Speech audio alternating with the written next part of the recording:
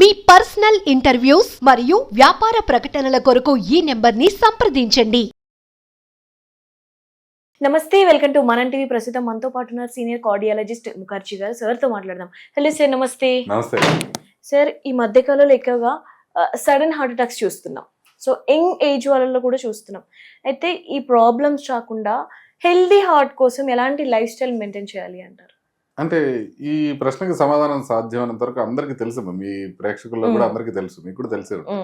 కాకపోతే పాటించరు, అందువల్లనే ప్రాబ్లం వస్తుంది. సో ఒక్కటే ఒక్క లైన్లో చెప్పాలంటే, మనకి తెలిసిన విషయాలు, మనకి గుండెకి ఆరోగ్యకరమైన విషయాలు, మనకి తెలిసినవి మనం ఖచ్చితంగా పాటిస్తే 90% వరకు హార్ట్ అటాక్లు రాకుండా కాపాడుకోవచ్చు. అయితే ఏంటివి?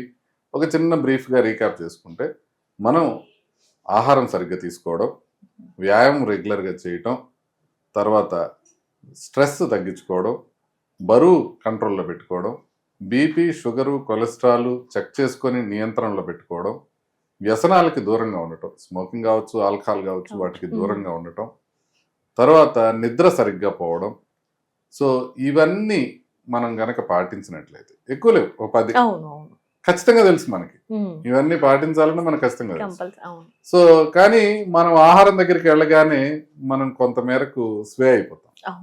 సో అందువలన ఆ కంట్రోల్ తప్పడం వల్లనే మనకి హార్ట్ ప్రాబ్లమ్స్ వస్తున్నాయి. చాలా మంది ఇప్పుడు కూడా, నిన్ననే ఒక ఆయన వచ్చారు చెకప్ కోసం. మా తోడల్లుడు చనిపోయారండి గోవాలో, అందుకోసం నేను చెకప్ చేసుకోవడానికి వచ్చాను. అవునా, ఏంటి గోవాలో హాస్పిటల్కి వెళ్ళేదాకా టైం దొరకలేదా అంటే, లేదండి ఒక చిన్న హాస్పిటల్కి వెళ్ళారు, అక్కడ ఇంజెక్షన్ తీసుకున్నారు, ఆ ఇంజెక్షన్ తీసుకుని వాడు పెద్ద హాస్పిటల్కి షిఫ్ట్ చేస్తుంటే దారిలో చనిపోయారు, అందుకని భయపడి నేను చేయించుకుంటున్నాను. యంగ్ ఆయన చనిపోయిన, చిన్న చిన్న పిల్లలు ఉన్నారు. ఏం సార్ ఆయనకి ఏమైనా బీపీ ఉందా అంటే, లేదు సార్. షుగర్ ఏమైనా ఉందా అంటే, లేదు సార్. ఆయనకి ఫ్యామిలీలో ఎవరికైనా హార్ట్ ప్రాబ్లం ఉందంటే, లేదండి. ఆయన ఏంటి ఎక్సర్సైజ్ చేయరా, లేకపోతే బరువు ఎక్కువగా ఉన్నారా అంటే, లేదండి ఆయన చాలా బాగా ఎక్సర్సైజ్ చేస్తాడు, ప్రతిరోజు 1 గంట పరిగెడతాడు, తర్వాత చాలా జాగ్రత్తగా ఉంటాడు, అసలు డ్రింక్ చేయడు, అసలు చాలా జాగ్రత్తగా ఆహారం తీసుకోవడం కూడా. స్మోకింగ్ చేస్తారని, అవునండి చేస్తారు. అంటే మీరు ఎన్ని జాగ్రత్తలు తీసుకున్నా స్మోకింగ్ అనేది ఒక్కటి మీరు చేస్తున్నట్లయితే రిస్క్ చాలా చాలా ఎక్కువగా ఉంటుంది. సో ఇప్పుడు ఈయనకి ఈయనేమో అంత బాగా ఎక్సర్సైజ్ చేయట్లా, ఏమి చేయట్లా, కానీ ఈయన గుండె ప్రాబ్లం ఏమి లేదు, ఈయన స్మోకింగ్ చేయట్లా. కాకపోతే మనకు తెలిసినవి అన్నీ పాటించాలి. ఏదో నేను ఇవన్నీ పాటిస్తున్నాను, నేను వెజిటేరియనే తింటాను, నేను లేకపోతే నేను డ్రింక్ చేయను, నేను వ్యాయామం చేయను, చేస్తాను రెగ్యులర్గా అని స్మోక్ చేస్తుంటే ప్రాబ్లం అవుతుంది. అదేవిధంగా నేను అన్నీ బాగున్నాయి, నేను స్మోక్ చేయను, డ్రింక్ చేయను, నాన్ వెజ్ తిన్ను, బట్ నేను ఎక్సర్సైజ్ చేయను, ఖాళీగా కూర్చుంటాను అన్నా కూడా ప్రాబ్లం అవుతుంది. అంటే మనకు తెలిసిన విషయాలు అన్నీ కూడా మనం 100% పాటించాల్సిన అవసరం ఉంది. అప్పుడు మనకి హార్ట్ ప్రాబ్లం వచ్చే అవకాశం డెఫినెట్గా తగ్గే అవకాశం. అయితే జనరల్ గా ఎలాంటి ఫుడ్ మెయింటైన్ చేయాలి అంటారు? ఫుడ్ విషయానికి వస్తే, ఇది కూడా మళ్ళీ అందరికీ తెలిసిందే, ఏం పెద్ద తెలియకపోయిన విషయం లేదు. ప్రపంచంలో అన్నిటికన్నా వరస్ట్ పాసిబుల్ ఫుడ్ ఏంటి అని అంటే, హై కార్బోహైడ్రేట్ ఉండి హై ఫ్యాట్ ఉండే ఫుడ్ అన్నిటికన్నా వరస్ట్ పాసిబుల్ ఫుడ్. అంటే మీరు అన్నం పెట్టుకున్నారు, ఎక్కువ అన్నం పెట్టుకున్నారు, దాంట్లోకి బాగా ఆయిల్లో ఫ్రై చేసిన చికెన్ ఎక్కువ తీసుకుంటున్నారు, దాంట్లోపల మళ్ళీ నెయ్యి వేసుకున్నారు, ఇట్లా తింటున్నారు అనుకోండి. అంటే కార్బోహైడ్రేట్ ఎక్కువ ఉంది, మీకు ఫ్యాట్ ఎక్కువ ఉంది. ఇలాంటి ఫుడ్, లేకపోతే బిర్యానీ ఉంది, బాగా ఆయిల్ చేసి బిర్యానీ చేశారు, దాంట్లో కార్బోహైడ్రేట్ ఉన్నాయి, ఫ్యాట్ ఉన్నాయి, 2 ఎక్కువ ఉన్నాయి. సో ఇట్లాంటిది వర్స్ట్ పాసిబుల్ ఫుడ్.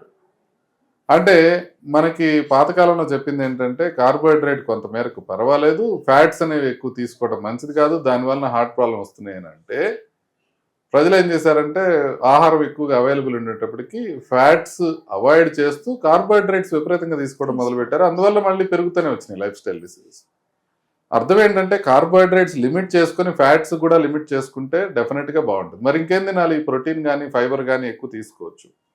సో అలా చేస్తుంటే మనకి గుండె జబ్బులు తగ్గే అవసరం. ఇప్పుడు ఏమవుతుంది, మళ్ళీ చాలామంది హెల్త్ ఎక్స్పర్ట్స్ కావచ్చు, కార్డియాలజిస్టులు కావచ్చు, యూట్యూబ్ ఇన్ఫ్లుయెన్సర్స్ కావచ్చు, ఫ్యాట్ మంచిది, కార్బోహైడ్రేట్ చెడ్డది, అందుకని అన్నం తక్కువ తినండి, ఫ్యాట్ ఎక్కువ తినండి అని చెప్తుంటే ఏమవుతుందంటే, వీళ్ళు ప్రజలు అన్నం తగ్గించకుండా ఫ్యాట్స్ తినడంలో ఎక్కువ ఉత్సాహం చూపిస్తున్నారు. అంటే నెయ్యి బాగా వేసేసుకుంటారు, కొబ్బరి నూనె బాగా తినేస్తారు, లేకపోతే మనం అన్ని ఏదో ఐస్ క్రీమ్స్ ఓకే తినేయచ్చు అనమాట, మటన్ తినేయచ్చు అనమాట. అంటే ప్రీవియస్గా మనం ఏమేమి వద్దని చెప్పామో అవన్నీ వీటితో డేంజర్ లేదు అని చెప్పడం వల్ల ఆల్రెడీ తింటున్నప్పుడు వాటిని ఎక్కువ తినడం వల్ల ఇంకా డిసీజ్ పెరిగే అవకాశం ఉంటుంది. మీరు అర్థం చేసుకోవాల్సింది ఏంటంటే లో కార్బోహైడ్రేట్స్ తో కొంత మేరకు ఫ్యాట్ తిన్నా కూడా ప్రమాదం లేదు అనేది కొన్ని స్టడీస్ లో ఉన్నాయి. లాంగ్ టర్మ్ ఎలా ఉంటుందో దేవుడికి ఎరుగు, బట్ షార్ట్ టర్మ్ లో. అదేవిధంగా మనం హై కార్బోహైడ్రేట్ తింటున్నప్పుడు ఫ్యాట్ తక్కువ తినాలి. సో మనం హై కార్బోహైడ్రేట్ తింటాం, హై ఫ్యాట్ తింటాం అని అంటే మాత్రం హార్ట్ ప్రాబ్లం వచ్చే అవకాశం ఎక్కువ ఉంటుంది. ఇన్ జనరల్ మీరు నూనెలో వేపిన పదార్థాలు ఎక్కువ తినకూడదు. బజ్జీలు, సమోసాలు, పకోడీలు, గారెలు, పూరీలు, చక్రాలు, చిప్స్, బూందీ, వడియాలు, మిక్సర్ ఇట్లాంటివన్నీ రోజు అట్లాగే తింటా ఉన్నాం అనుకోండి, ఆయిల్ ఎక్కువ ఉంటుంది, వాటితో ప్రాబ్లం అవుతుంది. అదేవిధంగా మటన్ ఎక్కువ తినటం మంచిది కాదు, రెడ్ మీట్ ఎక్కువ తినటం మంచిది కాదు. చికెన్ కానీ ఫిష్ కానీ తినొచ్చు, ఎగ్స్ తినొచ్చు. సో హోల్సమ్ ఫుడ్స్ అంటే ఇప్పుడు మన హోల్ గ్రెయిన్స్ కానివ్వండి, లేకపోతే ఫ్రూట్స్ కానివ్వండి, ఎప్పుడైతే హోల్సమ్ ఫుడ్స్ అవి తీసుకోవడం మంచిది. ఎక్కువ ప్రాసెస్డ్ ఫుడ్స్ తీసుకుంటున్నాం అనుకోండి, చిప్స్ తీసుకోండి, బర్గర్స్ తీసుకోండి, పిజ్జాస్ తీసుకోండి, మీకు నిలవండిపోయే వస్తువులు ఇలాంటివి తీసుకున్నారనుకోండి మీకు ప్రాబ్లమ్స్ వచ్చే అవకాశం ఎక్కువ ఉంటుంది. అది మీరు గుర్తుపెట్టుకోవాల్సిన అవసరం. అంతేగాని ఇప్పుడు ఎవరో ఒక తినమన్నారు, అవిసె గింజలు తినమన్నారు, లేకపోతే ఇంకొకటి సొరకాయ జ్యూస్ తాగమన్నారు, దీంతో అంతా బాగా అయిపోతుంది అనుకుంటా, లేకపోతే ఒక ఆయన తమలపాకు లోపల కొద్దిగా యాలకులు వేసుకోండి, లవంగాలు వేసుకోండి, కొంత అల్లం వేసుకోండి, 3 కలిపి తినండి, ఇట్లాంటివి ఏవి నమ్మకండి. మనం తినే దాంట్లో ఏది మంచిది ఏది చెడుదు అనేది మీకు చూడగానే తెలిసిపోతుంది. చిన్న బండ గుర్తు ఏంటంటే బాగా రుచికరంగా ఉంది అని అంటే అది అంత గొప్ప ఆహారం కాదు, కొంచెం ఒక మాదిరిగా ఉంది అని అంటే ఇది మంచి ఫుడ్. అంటే మీరు కాకరకాయ చూశారు, పెద్దగా తినబుద్ధి కావట్లేదు, ఇదే మంచి ఫుడ్. మీరు చక్కెర పొంగల్ చూశారు, బాగా తినబుద్ధి వేస్తుంది, కొంచెం జాగ్రత్తగా ఉంటుంది. ఇది గుర్తుపెట్టుకుంటే చాలు. అయితే సార్ మన హార్ట్ వీక్ అవుతుంది, మనకు త్వరలో హార్ట్ అటాక్ వస్తుంది అనేసి మనకు జనరల్ గా సిమ్టమ్స్ ఎలా కనిపిస్తాయి సార్, ఎలా ఫైండ్ అవుట్ చేయాలి అంటారు? అంటే హార్ట్ అటాక్ వస్తుందని చాలా మందికి ముందు నుంచే తెలియదు. మీరు చూసుంటారు, చాలా మంది జిమ్ లో చేసుకుంటా పాపం హ్యాపీగా పెళ్లిల్లో డాన్స్ చేసుకుంటా సడన్ గా చనిపోతున్నారు. మరి వార్నింగ్ సైన్స్ ఏముంటాయి? కొన్ని వార్నింగ్ సైన్స్ ఉంటాయి, కొన్ని నెగ్లెక్ట్ చేస్తుంటారు. అవి చాలా జాగ్రత్తగా మనం గమనించాల్సిన అవసరం ఉంటుంది. నెంబర్ 1, గుండెల్లో నొప్పి నడిస్తే పెరగడం. అది చాలా జాగ్రత్త గుర్తుపెట్టుకోవాలి. ఇక్కడ ఛాతీకి మధ్య భాగంలో ఉండి నడిస్తే పెరుగుతూ ఆగిపోతే తగ్గుతుంది అని అంటే అది గుండెకి సంబంధించిన నొప్పి అనేది మనం గుర్తుపెట్టుకోవాలి.